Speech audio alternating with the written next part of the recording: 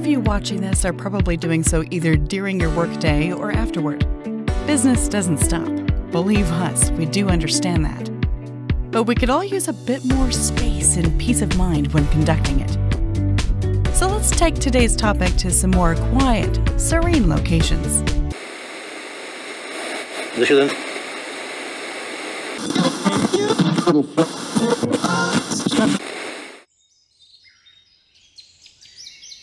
That's better. But don't worry, this little trip will still be focused on the financial markets. We couldn't lose that focus if we tried.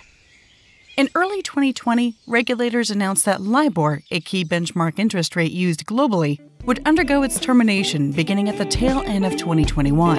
And here we are, at the start of 2022, and the LIBOR transition is in full effect.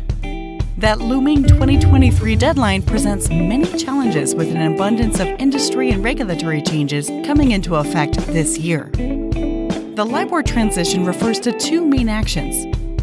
One, the discontinuation of all LIBOR references in financial contracts. And two, the preparations to be made and carried out by financial institutions. A report from the Congressional Research Service states, financial firms using LIBOR face legal, operational, credit, regulatory, and reputational risk.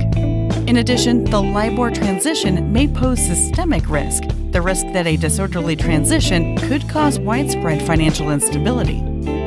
While non-USD legacy contracts have shown the most progress in terms of transitioning, it is the USD LIBOR transitions and legacy contract switching that poses the largest challenge in 2022.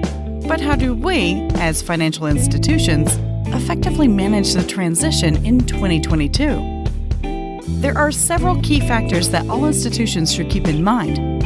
Alternative interest rates. With the discontinuation of LIBOR, financial institutions must determine which new benchmark interest rate they will employ for any new contracts. This marks a major transition towards risk-free rates, such as SOFR for USD and ESTR for EUR. Public-private collaboration. One of the biggest inhibitors to a smooth transition across most international financial industries is a clear line of collaboration between the public and private sectors. Without this collaboration, ensuring that all legacy contracts are dealt with appropriately and within a timely manner becomes a much larger and more difficult task. Synthetic LIBOR rates. Synthetic LIBOR rates give institutions a greater amount of time to deal with more complex legacy contracts, especially with synthetic LIBOR still being permitted under new regulation. However, these approaches need to be finalized as soon as possible, as movement away from reliance on synthetic LIBOR is encouraged. Institutions need to prioritize getting their legacy contracts updated and interest rate references exchanged as soon as possible.